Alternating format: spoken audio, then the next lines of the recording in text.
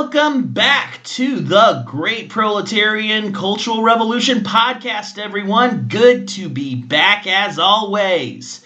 Your host, Drew Smith here, back again on a rather dreary, rainy day here in Xi'an in northwest China. Actually, for a late August day, it's actually quite chilly, so I would definitely say that we can all say here in Xi'an that the worst of the dog days of summer are over, and let me tell you, I am more than happy about that. And let me tell you, Xi'an, in all of northern China, northwest China, northeast China, is just magical in winter. So and the fall seasons here, no matter where you go in China, are just brilliant. So let me tell you, once the borders open up, if you can, come visit China in the fall, because it is amazing. I've had a pretty wild summer, to be honest. There was a reason I didn't give you guys a full episode last month. I moved into the Northwest University faculty apartments. I went to Xinjiang for a little while, which was great. Went to a few raves and nightclubs parties. And now we're just a few days away from beginning the new semester at my new university. But before I get back to teaching, today I'm going to serve you up a hot and fresh episode filled with rebellion, class struggle against counter-revolutionary traitors, and complete and utter chaos under heaven. So, today's episode will situate us with the Cultural Revolution now kicking into high gear with Red August. Buckle up, my friends, because this is where you might say, well, pardon my French, I try to keep academic on this podcast and limit profanity, but there's really no other way of saying it. This is the part of 1966 where the kids go fucking ape shit. That's it, they go fucking ape shit. The work teams had pissed the radical Maoist students off, and by the time Mao ordered the work teams to pull out, the students who had been snubbed, sidelined, and even tortured or killed by Liu and Deng's cronies were ready to go completely and utterly berserk. It's like, you guys remember that song from the 90s by The Offspring? The kids are not all right? Yeah. Well, The Offspring would have said, the kids are not all right. But Mao brazenly said, it is fine. So with such tension and rancor filling the air as it was in August of 66, Mao decided to let the floodgates open. And woo-hoo-hoo, boy, did he end up kicking the hornet's nest. Honestly, a lot of historians would argue that Mao got more than he bargained for. So, as the whirlwind of big character posters, or dazabao, kept piling on to what seemed to be every flat surface across Beijing, Mao decided that it was time to write his own dazabao, which he titled Bombard the Headquarters. He wrote it during the 11th plenary session of the Central Committee of the Communist Party on August 5th, and he distributed it to all high-ranking members of the party, pasting it around Zhongnanhai and the inside of the Great Hall of the People. In it, Mao said, China's first Marxist-Leninist big character poster. I assume he's referring to Nie Yuan's Dazabao, the one that we talked about in episodes 1 and 2. And the editorial articles on it in People's Daily are indeed superbly written. Comrades, please read them again. But in the last 50 days or so, some leading comrades from the Central Committee down to the local levels have acted in a diametrically opposite way. Adopting the reactionary stand of the bourgeoisie, they have enforced a bourgeois dictatorship and struck down the surging movement of the great proletarian cultural revolution. They have stood facts on their heads and juggled black and white, encircled and suppressed revolutionaries, stifled opinions differing from their own, imposed a white terror, and felt very pleased with themselves. They have puffed up the arrogance of the bourgeoisie and deflated the morale of the proletariat. How poisonous!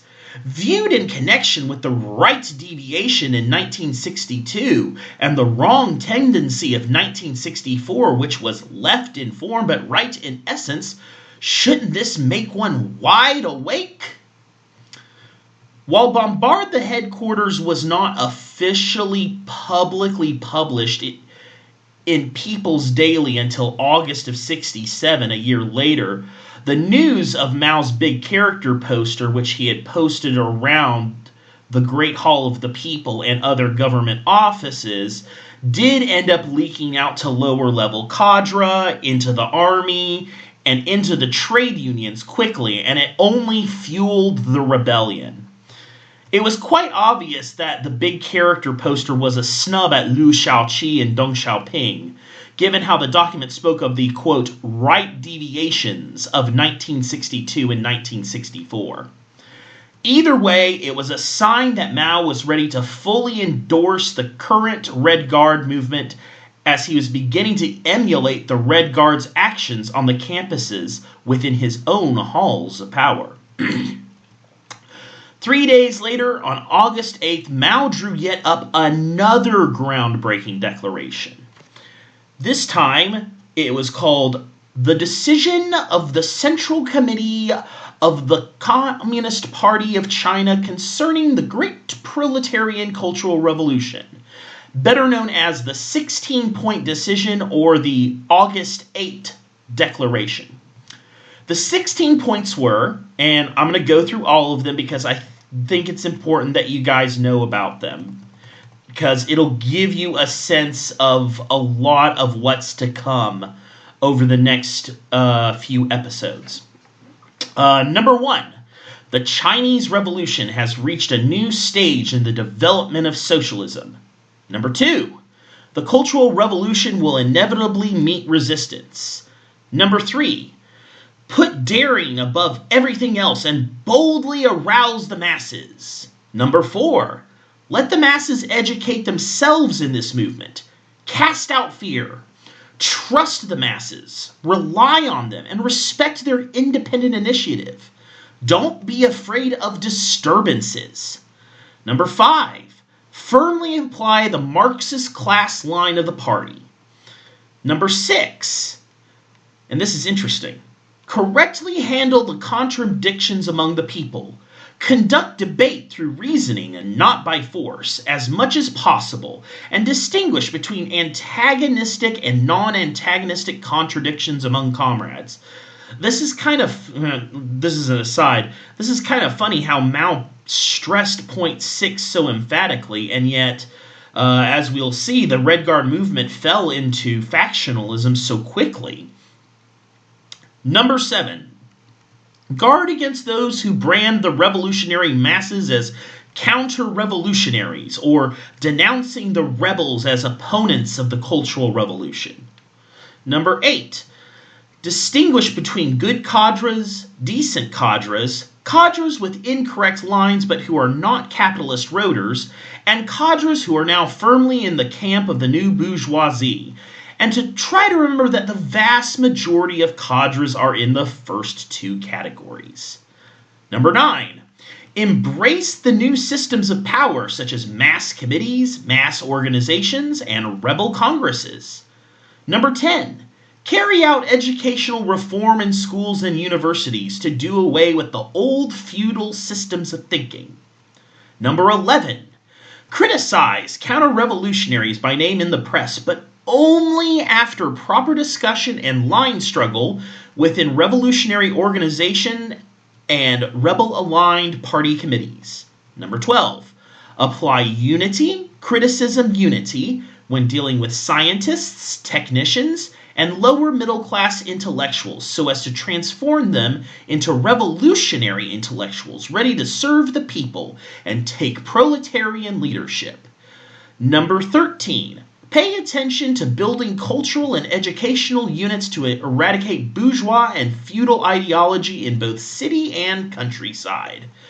Number 14, grasp revolution, promote production. Understanding Mao Zedong thought and Marxist political economy will allow the economy to continue to innovate and grow even in the midst of violent class struggle. Number 15, cherish the People's Liberation Army and support the Central Military Commission in raising the militant class consciousness of all soldiers. And finally, number 16, put Mao Zedong thought in command of all things.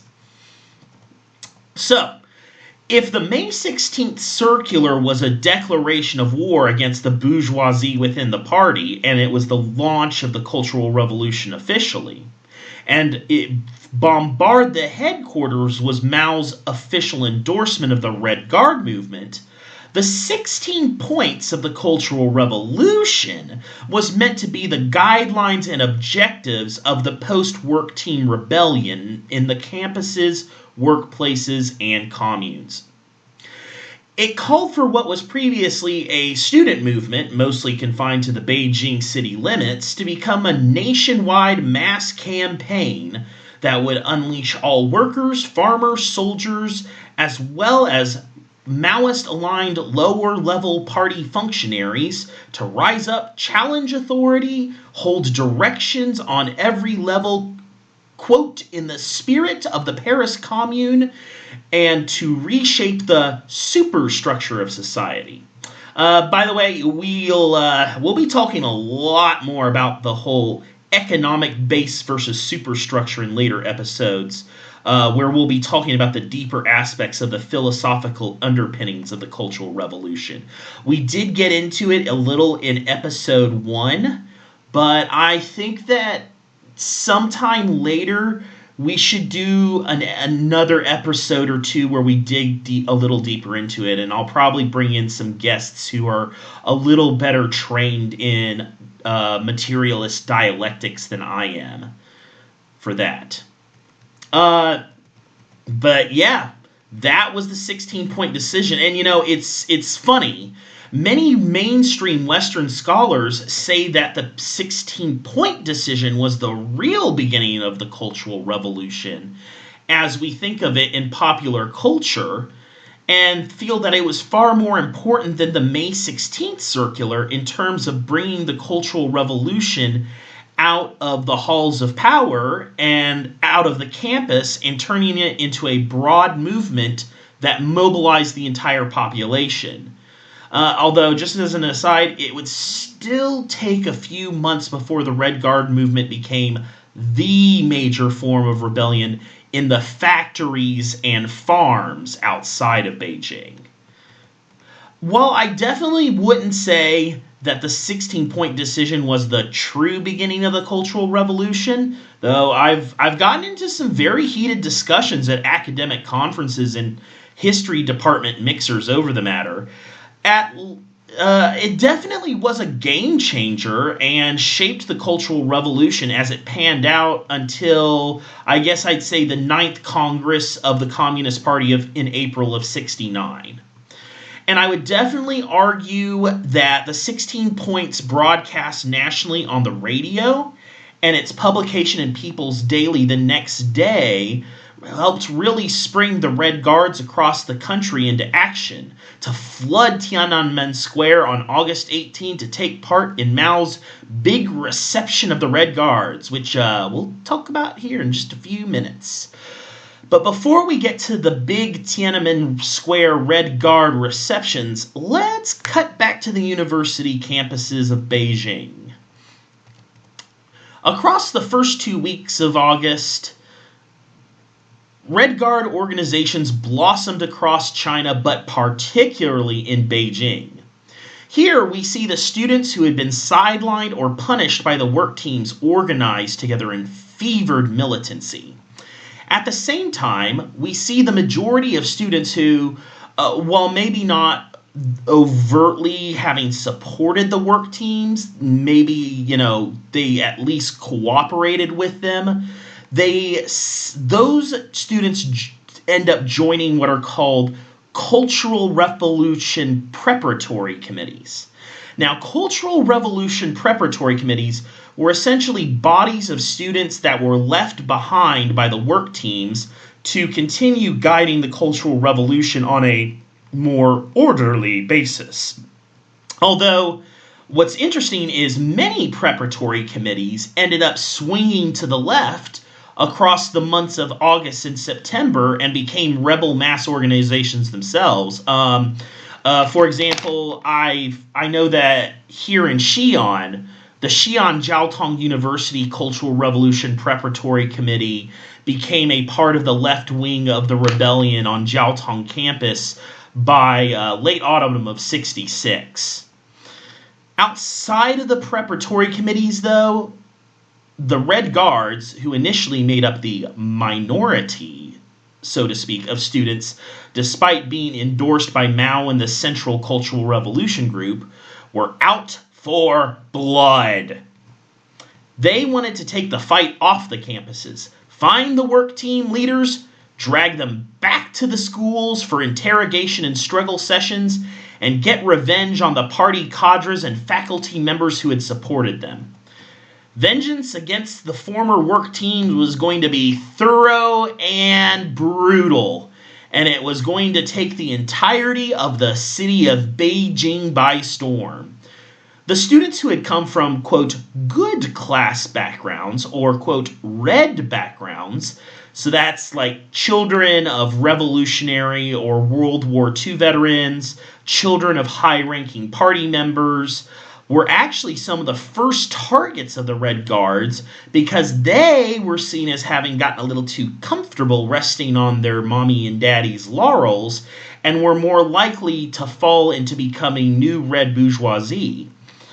And another thing is many of the students who came from red backgrounds were strict proponents of the bloodline theory, or shui tong, meaning that your ancestry determined whether or not you were a red element, an intermediate element, or a black element. And this became a major point of contention among various Red Guards across late 66 and early 67. And many of the leftist Red Guards who were officially approved by the CCRG were deemed black elements, or the children of black elements, by the preparatory committees, or some of the quote-unquote, I guess you would call, official Red Guards. And in the next few episodes, I'll get into how the bloodline theory played out and how it often had very tragic consequences in both the left and right wing of the Red Guard movement up until the end of '66, when it began to become repudiated. Well, at 5 a.m. on the morning of 18th of August, 1966, nearly 1 million youth flooded into Tiananmen Square so that Chairman Mao could receive his new army of young revolutionary generals. Waving little red books, red flags, and gigantic portraits of Chairman Mao, the square was packed to the gills with a sea of youth, intoxicated with revolutionary fervor. They were here to catch a glimpse of the man who not only had led the foundation of their new socialist society, the man who was the father of their country, but the man who had declared himself to be the leader of their rebellion against those who wished to restore capitalism. The cheers and chants of revolutionary slogans were deafening. When the sun rose over the square, Mao walked out of the Tiananmen gates and right into the square, as if he himself was the morning sun, wearing a Red Guard uniform. He walked among the crowd and shook as many hands as possible of the attendees before returning to the gate, where he ascended to the Tiananmen roaster above his portrait with Marshal Lin Biao by his side. Beginning at 7:30 a.m. with a loud rendition of The East is Red playing over the loudspeakers for hours, Mao and his closest comrades waved to the crowd, led them in song, with the masses only growing more and more frenzied with their chants and patriotic songs, growing louder and louder.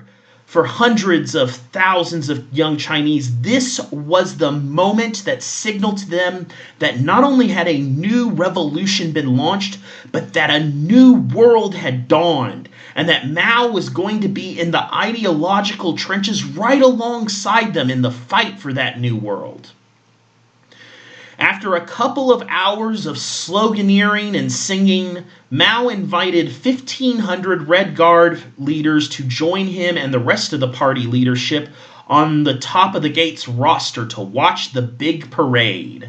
Chen Boda gave the keynote speech as Mao continued to wave to the crowd. Chen proclaimed Mao to be, quote, the great leader, the great teacher, and the great helmsman. Lin Biao piggybacked on the speech and called Mao the commander-in-chief of the Cultural Revolution and called upon the Red Guards to smash the four olds: old ideas, culture, customs, and habits in complete earnest and by any means necessary.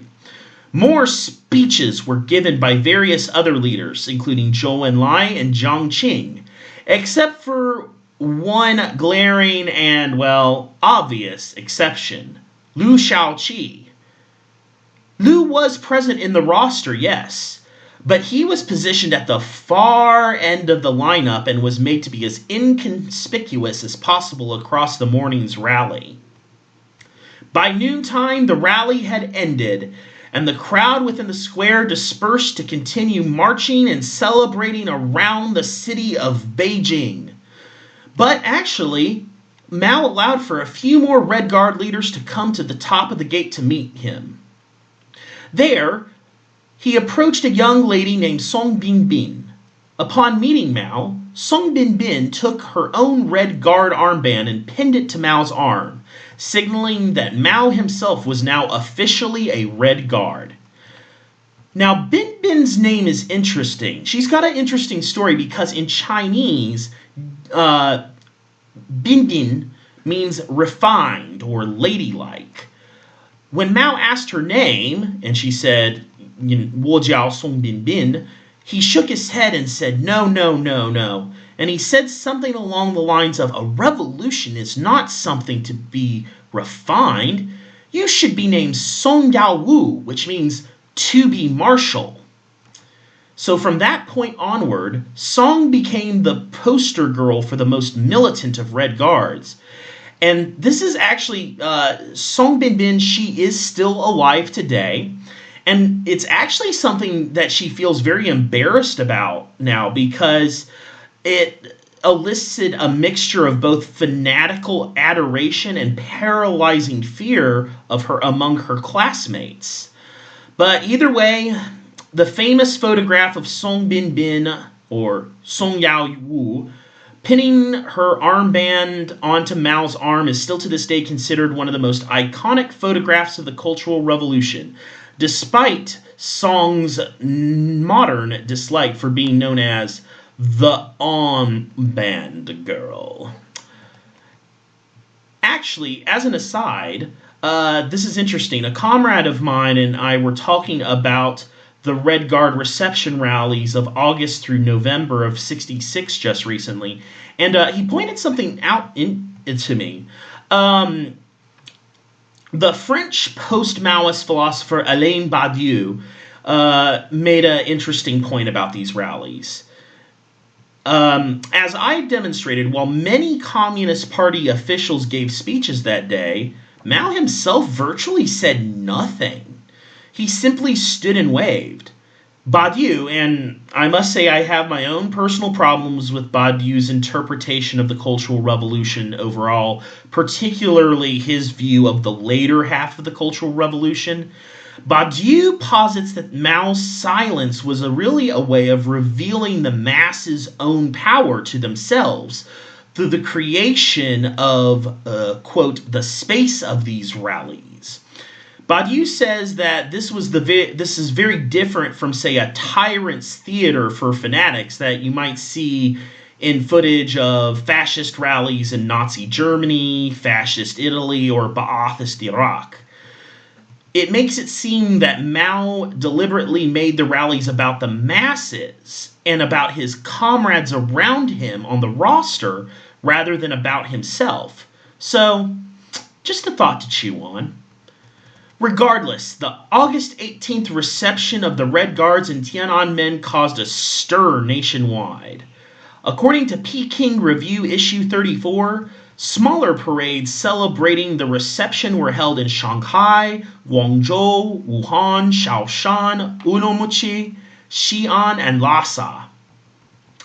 In Shanghai, revolutionary music blared from every loudspeaker across the city, and every factory stopped so that workers could parade through the streets in celebration of the events in Beijing. Here in Xi'an, every university held a celebratory rally in which little red books and copies of the selected works of Mao Zedong were distributed en masse to every single student, faculty member, and campus worker.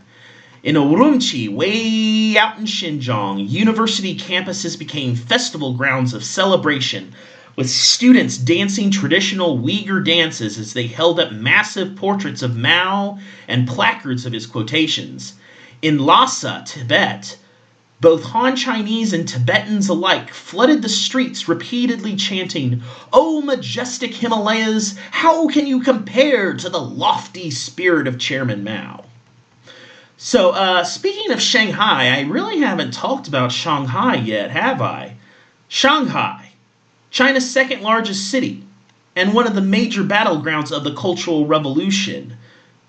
Well, across the week after the Tiananmen reception, the Shanghai Municipal Party Committee and all the newly formed Red Guard factions in the city held their own reenactments of the Tiananmen reception and called to destroy the old world, which was heavily emphasized by speakers at the Shanghai reception. And at 4 days later, the Shanghai Red Guards and rebel worker unions took to the streets to do exactly that. But actually, let me get back to Shanghai here in a couple of minutes. Sorry, I know I'm jumping all over the place in my script, but bear with me, I'm doing this for a reason. Because Red August is, it's wild. So, with the first of the Red Guard reception rallies out of the way, there would end up being 7 more major rallies in Tiananmen between August 18th and November 26th, not counting the countless rallies during that time across the rest of the nation.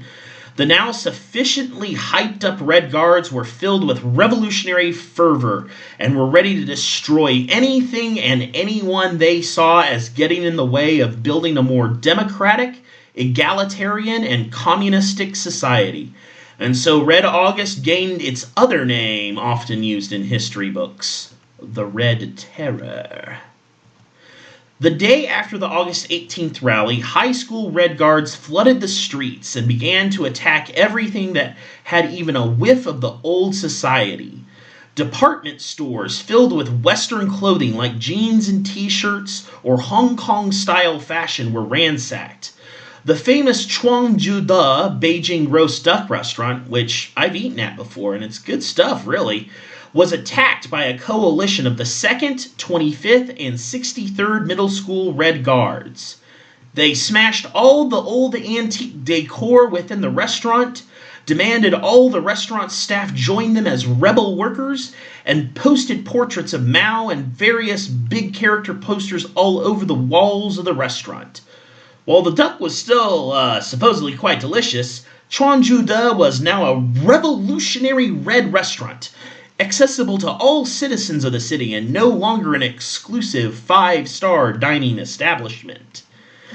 As the days went by, though, more and more teachers became targets of their students' wrath. Even as early as August 5th, before the 16 points were even published, Vice Principal Biang Zhongyun of Beijing University's affiliated high school was beaten to death, making her the first civilian casualty of Red August. On August 20th, the superintendent of Beijing schools was dragged out of his office by Red Guard high school students and beaten within an inch of his life. School district office buildings in Beijing and other cities were ransacked, their staff chased out of their offices and beaten. The school district and university administrative buildings were burned to the ground. Records that listed education officials who were either members of or had been supportive of the work teams were confiscated and distributed to the Red Guards who the high schoolers were allied with, and well, I'm sure you can deduce what happened to those who were listed in those rosters. In Changsha, Hunan province, Red Guards who had just arrived back from the first Red Guard reception rally got straight to work with occupying their universities and putting all pro-work team faculty and campus cadres through brutal struggle sessions and savage beatings. And in Guangzhou, one pro-work team teacher was forced to chug ink straight out of an inkwell, after which Red Guards kicked him in the stomach until he vomited the ink back up. On August 21st in Fuzhou, the capital of Fujian province, Provincial Party Chief General Ye Fei addressed a 20,000-strong rally while wearing a Red Guard uniform and called for the students, youth, and workers of the city to emulate the destroying of the four olds as was happening in Beijing, Shanghai, Guangzhou, and Changsha. Fuzhou, he proclaimed, was yet to be another battleground against any attempt at capitalist restoration in China, and soon Fuzhou was thrown into chaos as well. Across China, street names were changed at an alarming rate. Many street and square names were renamed things like Anti-Revisionist Road, which was the the street that the Soviet embassy was located on. So that was kind of their little fuck you to the Soviet Union. Anti-Revisionist Road. In Shanghai, new street names included Eternal Struggle Street and Eternally Red Boulevard. Tianjin's Golden Tripod Factory Square became Worker and Peasant Factory Square. And here in Xi'an, just near the Drum Tower, we have a street called Bamboo Market Street. But at that time, it became Revolutionary Street. And that really is just a tiny fraction of the amount of name changes given to various streets, workplaces, cities, and schools during that time. For the youth of China, even the most innocuous of things had to be wiped away to erase any reminder of the old feudal and capitalist world, even if it meant the street you grew up on or the name of your favorite noodle shop. On August 22nd, 1966, Mao sent a document to the Ministry of Public Security ordering, quote, "Do not use police force, no exception, to intervene or suppress the movement of revolutionary students." He also sent a similar proclamation to the Central Military Commission of the People's Liberation Army, saying that the armed forces were to stand down from any engagement with the Red Guards whatsoever, no matter how excessive or fatal the students' actions might be. The next day, Mao gave a talk at a work conference of the Central Committee, publicly backing the students' movement and opposing any intervention to the cultural revolution of the students. In other words, all law enforcement bodies were to let the Red Guards do as they please. And actually, frankly, Mao didn't have to ask them twice, because you see, Xie Fuji, the Minister of Public Security at the time, he was already an adamant supporter of Mao's line, and he was more than happy to give the Red Guards carte blanche to destroy the old world and wreak vengeance on all their enemies, like right-wing intellectuals, non-Red Guard Youth League members, and any party cadres who had supported the work teams. Heck, in many instances, the police gave over the keys to the local jails and police stations to the Red Guards and just let them go hog wild on whoever they saw fit. I mean, for us Americans living in the era of widespread police misconduct and systemic violence against marginalized peoples, it seems completely foreign, the idea of the entire police system of a country siding with a revolutionary communist rebellion, but hey, it happened. Like, okay, I guess imagine if you lived in America and the people decided to go all out and beat the crap out or even kill every Republican politician or right-wing professor or right-wing high school teacher, and every police department and military unit just stood by watching. That's basically what Red August was like.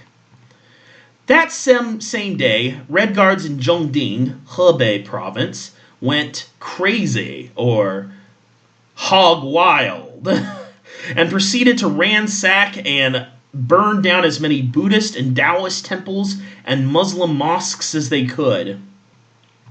100 Red Guards stormed the Zhongding Mosque, dynamited the centuries-old dome, and then put the mosque's imam through a brutal struggle session in which he was forced to wear a necklace made of pig's tails. While I personally find this to be very insensitive towards the cultures of the national minorities of China, and as a historian, the ideas of centuries-old buildings being wantonly destroyed hurts me greatly, I can't help but admit I sympathize with why so many kids enthusiastically took part in such things, because, while for me, as an academic, I view these religious sites as places of historical significance, to Chinese youth of that particular time period, they represented ancient oppressive belief systems that had caused their ancestors untold amounts of suffering for millennia. So, perspective. That's the name of the game. Meanwhile, here in Xi'an, on August 22nd, a small group of Red Guards called the Red Terror Brigade dragged one of their teachers into a busy intersection, tied him up, poured gasoline on the poor man, and burned him alive. The Red Terror Brigade, however, later got exposed as a group of rightists tied to the provincial military authorities and were suppressed by the other Red Guards in Xi'an shortly before the January 1967 power seizures. But I'll retell and expand upon the Red Terror Brigade's story in a little more detail in my future episode about the Cultural Revolution in Xi'an. Okay, anyways, let's head back to Shanghai. On August 23rd, Red August in Shanghai truly went into full rampage mode. While the rebel workers, revolutionary intellectuals, and the left wing of the Shanghai Party apparatus quickly became the main force of the Cultural Revolution in Shanghai and stayed in that position once the January storm of '67 happened, and indeed, historians often point out just how brief the Red Guard movement lasted in Shanghai compared to the rest of China. But for the time being, in August, the Shanghai Red Guards were the ones to fire the first salvos of the Red Rebellion. The morning of the 23rd, inspired by the news out of Beijing, the newly formed Red Guard faction in Shanghai paraded through the streets of the city, chanting, "We are the creators of the new world," and posted up big character posters and propaganda posters everywhere they went. According to one source, some high school Red Guards ransacked every flower shop they could find and proclaimed ornamental plants to be bourgeois decadence. I myself have only read that in a single source, so while I can't discount that as being untrue, I do encourage my listens to take that little factoid with a grain of salt, but I still found it kind of funny. Much like their counterparts in other cities, the Shanghai Red Guards marched into the famous waterfront Shanghai Bund and renamed it Revolutionary Boulevard while proceeding to vandalize shops and buildings built in the European colonial style. On August 26, a delegation of 170 Red Guards from 14 Beijing universities arrived by train and declared their intention to help their comrades make Shanghai into a battleground against the old world. Chen Pixian, the Shanghai party chief, and several other communist officials came to greet them at the train station.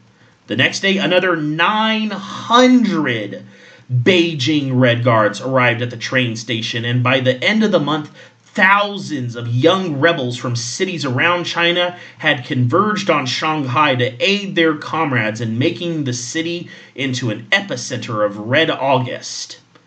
However, Chen Pixian and the Shanghai Party's committee's welcoming of the out-of-town Red Guards was actually not accepted kindly.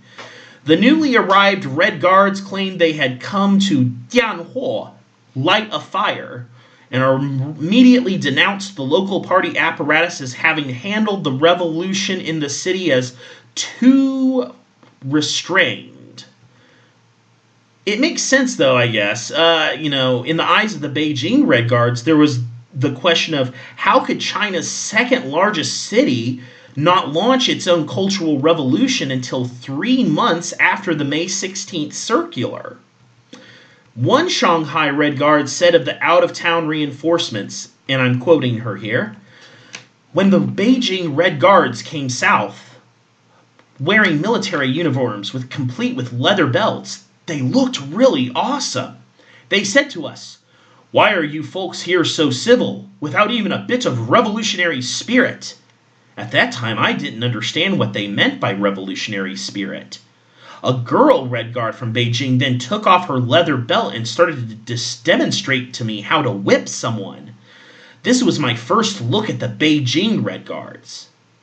Needless to say, the Beijing Red Guards were disappointed in their Shanghai comrades when it came to the current lack of bloodshed, and quickly the Shanghai Red Guards began to emulate their Beijing counterparts in transforming line struggle into armed struggle, and the Red August of Beijing became the Red August of Shanghai. Indeed, one of the first joint actions of the Beijing and Shanghai Red Guards was to end the month of August by destroying Shanghai's oldest Buddhist temple, the Longhua Temple, resulting in the burning of 3,000 ancient scriptures. With Shanghai now an epicenter of rebellion, let's backtrack a couple of weeks back to the campuses of Beijing. Now, you'd think with the 16 points and the August 18th rally being such resounding successes, the campus Red Guard movement in Beijing would be united in ironclad fashion, marching forward in unison under the banner of Mao Zedong thought in their common goal to defeat the rightists within the party and destroy the old world, right? Right? No. In fact, the Beijing Red Guard movement fractured almost immediately at birth, with Red August being a time of campus rebel groups splitting in ways that would make any group of British Trotskyists or Portland anarchists jealous. On many campuses, splits between the original Red Guard groups would often be over things like, did so-and-so oppose the work teams militantly enough? Or should we work to rehabilitate pro-team work students who have self-criticized and whose new preparatory committees are swinging to the left? And other questions left unanswered in the aftermath of the work team pullouts. Red Guard groups split into majority factions and minority factions, with the minority factions often being the most ferocious and militant. And frankly, they were usually the most likely to achieve endorsement from the Central Cultural Revolution group. It wasn't until Zhou Enlai gathered a large congress of Red Guard factions together at Tsinghua University and urged the students to unite against the former White Terror that things began to settle down. For a few weeks, that is. But no, seriously, it wasn't unusual for a university to have 2, 3, or even 4 competing Red Guard factions at any given time. There was one exception to the rule of Beijing campuses factionalizing so quickly, that of Beijing University, or Beida. A good part of this was because the work team dispatched to Beida in May of '66 did not take part in a mass attack against the rebel students, thanks to Nie Yuanzi using her influence to effectively and quickly neutralize them and pull many work team members into the Maoist orbit by late July.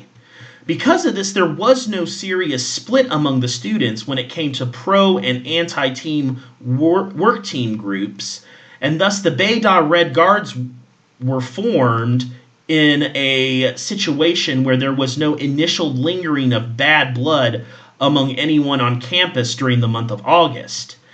Beida campus actually became known as a, quote, model unit and a, quote, revolutionary tourist site where Red Guards from other campuses would try to learn how to unite amongst each other, build rebel coalitions, and handle contradictions in non-antagonistic ways. However, Beida would also eventually begin to experience its own factional disputes across September and October, something we'll get into next episode.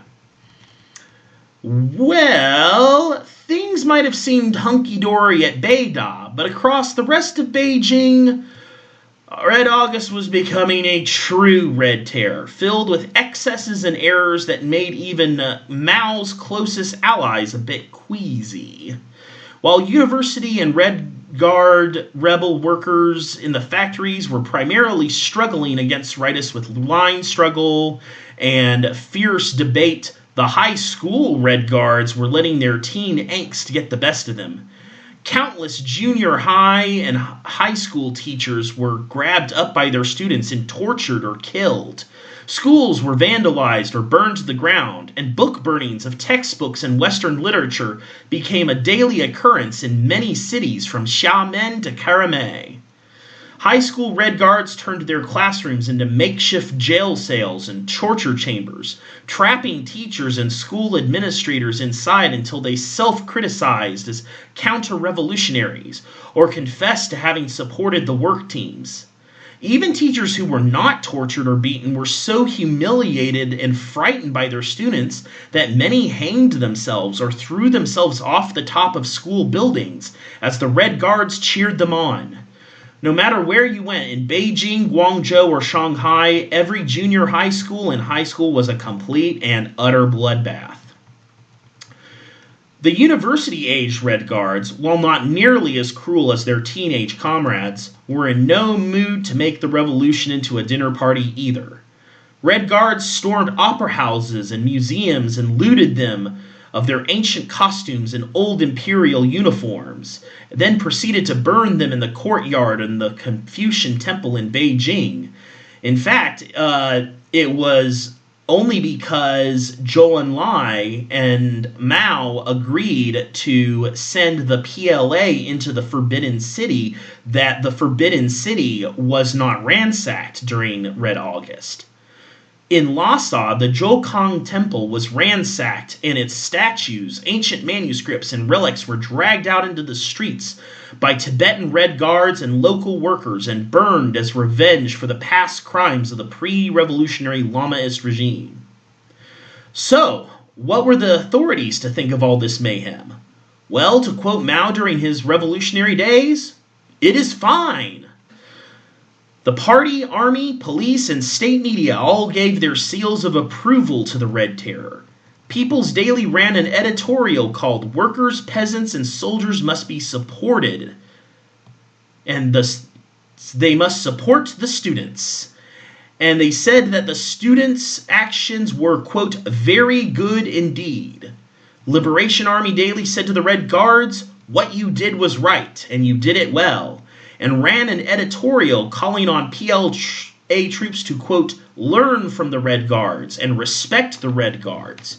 Many local PLA commanders and local municipal police chiefs in the provinces began to encourage their troops to join the Red Guards in the rioting and looting. The Ministry of Public Security and other law enforcement agencies began passing on to Red Guard detachments the home addresses of people's houses in order to search for politically suspect items or documents proving people's connections to either Liu Shaoqi's faction of the party or even to the Kuomintang in Taiwan. As riots, labor strikes, campus occupations, and rural uprisings continued to spread nationwide, Mao called a work conference to discuss how to move forward from the current situation. Much of the left wing of the party, including much of the CCRG, was beginning to express concern that the Red Terror was losing focus on attacking the capitalist roaders and was attacking too many innocent people. Was Mao concerned, though? Not at all. In fact, he said bluntly, quote, "I do not think that Beijing is that chaotic. Beijing is too civilized. Now is not the time to interfere. It is right to rebel." Mao knew the people of China had a fever, and the only prescription was more unbridled rebellion. But Red August Red August finally went off the rails to a screeching crescendo on August 26 in the Daxing Commune district of Beijing. Just a warning, folks, this is the part of the episode that's about to get really ugly. So Daxing Commune is a district of Beijing that's just south of Chaoyang District. It's in southeast Beijing. Today, it's a lot more built up, but back in the 60s, it was essentially a rural suburb of the city. The Daxing Commune was unique at that stage of the Cultural Revolution because it was a rural area that it was already increasingly militant and already had a grassroots Red Guard movement that wasn't really connected to university campuses. So when Minister of Public Security Shi Fuzhi broadcast his speech about there being nothing wrong with Red Guards taking the law into their own hands and killing class enemies, it seemed to really strike a nerve with the young comrades in the district. That morning, the district's police turned over to the Daxing Commune Red Guards a large list of people who were former comprador bourgeoisie, former Kuomintang members, former nobles and landlords, and most importantly, people who were tied to the wing of the Communist Party supported by Liu Shaoqi and Deng Xiaoping. The cops basically told the kids, knock yourselves out. Search their houses for signs of counter-revolutionary activity. Show these people who's boss now. The Red Guards began pulling people out of their homes and into the district squares. For hours, they subjected the, quote, black elements of society to brutal struggle sessions, with a large crowd of angry peasants and local high schoolers whipped into a frenzy as they denounced their targets. Several people who were being struggled against died in the process of being beaten, and many of the older people being struggled against died from sheer exhaustion due to being put through hours of harassment and physical assault in the middle of a humid August day. After the first wave of struggle sessions was over, the Daxing Commune Red Guards, the Daxing District People's Militia, and a section of rebel cadres of the district's Communist Party branch marched through the commune, going from house to house to rob and beat the families of those who had been struggled to death in that morning's struggle session. Some Red Guards had become so intoxicated with rage that they began pulling children and infants out in the streets and bludgeoning them to death, citing the bloodline theory that I had mentioned earlier. For 5 days, the riots and looting in Daxing continued, and by the end of the riots, the county government counted 326 civilians dead, tens of thousands injured, and countless homes and workplaces destroyed. A local Daxing rebel cadre leader, realizing things had gone too far, phoned the party center, who had decided then that the pogroms had been totally unnecessary and targeted too many innocent civilians unconnected with the capitalist rotors of the party or with the old regime.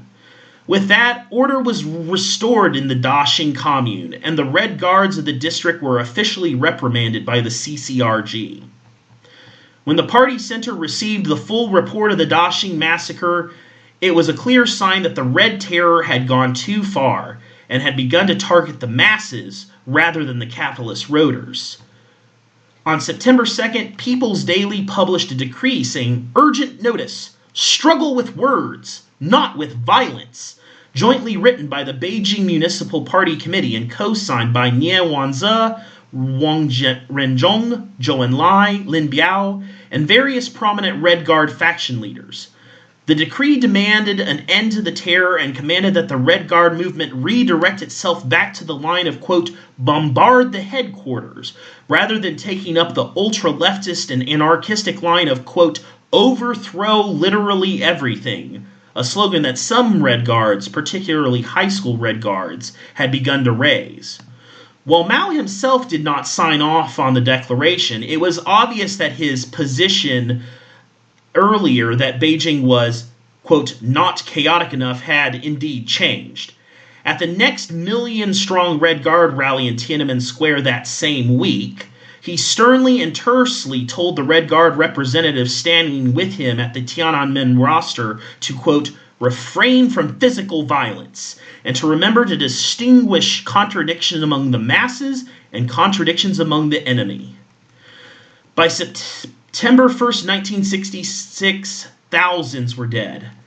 According to an official Chinese government report in 1980, 1,772 people had been killed by the Red Guards that month, while a 1985 follow-up government report upped that number to 10,275 people killed by the Red Guards. Both the 1980 and 1985 Chinese reports cited that over 85,000 people had been displaced from the city and 92,000 homes, buildings, and workplaces had been ransacked or demolished. Personally, I have a feeling that the 1,772 estimate was referring to the death toll in Beijing, and the 10,000 estimate was referring to the nationwide death toll. But if anyone could clarify for me, I'll gladly edit it to next episode's Corrections Corner. Well, while I am far from a pacifist, and I am a firm believer that any cultural revolution within a socialist society is going to require at least some bloodshed against reactionaries trying to restore capitalism, I can't help but feel, just how many of those that died, be it 1,000 or 10,000, were genuinely counter-revolutionaries wanting to overthrow the socialist system, and how many of them were just innocent folks caught in the crossfire of a mass campaign of young people who had lost themselves in the sound and fury of the new revolution. But, alas, excesses and atrocities are bound to happen in any violent historical event, be it the American Revolution, the French Revolution, the Chinese Revolution, Russian Revolution, Cultural Revolution. So while we should never, ever, ever excuse the killing of innocent people, we have to always put such mass killings into historical context. We shouldn't throw the baby out with the bathwater. And we should sum up revolutionary upsurges in ways so that we can learn to avoid such things in future cultural revolutions in future socialist societies. I must say, I can't bring myself to fully denounce Red August as some terrible and unforgivable atrocity, but it certainly was a learning experience when it comes to how to and how not to mobilize the youth in waging class war against right-wing intellectuals and party members. On that dour note, I think it's time for us to wrap this episode up.